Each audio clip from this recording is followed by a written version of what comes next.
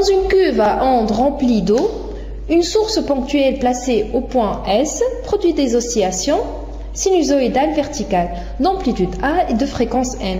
Des ondes entretenues de forme circulaire se propagent à la surface de l'eau. Les bords de la cuve absorbent les ondes progressives provenant de S. Tout amortissement de ces dites ondes est négligé. Tout d'abord, on va savoir comment on peut observer des rides apparemment figées. Donc, ce qui nous permettrait de voir ces ondes figées, c'est une lumière stroboscopique qui a la même fréquence que celle de la propagation des dites ondes. On choisit deux points A et B, appartenant chacune à une crête. Donc là, c'est la crête de A, et là, c'est celle de B. Donc, la crête, c'est la partie surélevée de l'eau.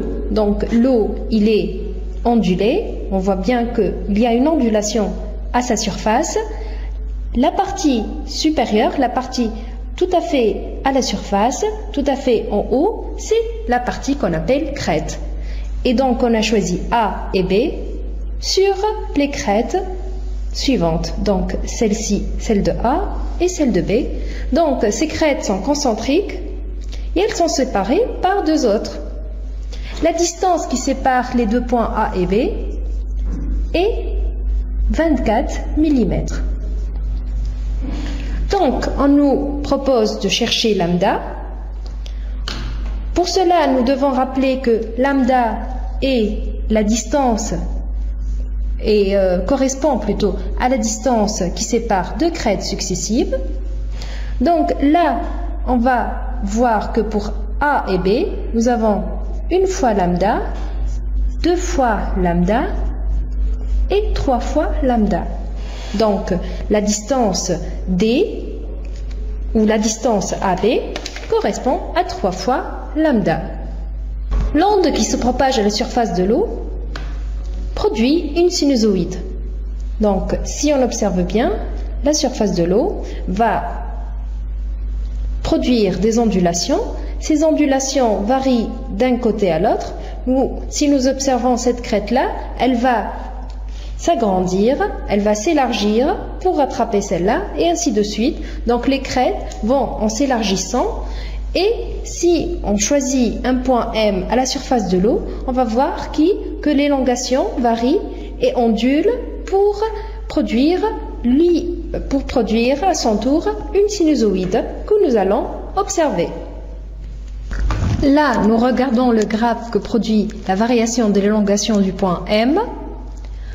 Nous remarquons là que jusqu'à 0,025 secondes, nous n'avons rien. Et puis, une sinusoïde commence à paraître. Donc là, l'explication, c'est que jusqu'à 0,025 secondes, l'onde n'est pas parvenue jusqu'au point M et donc ne l'a pas encore ébranlé.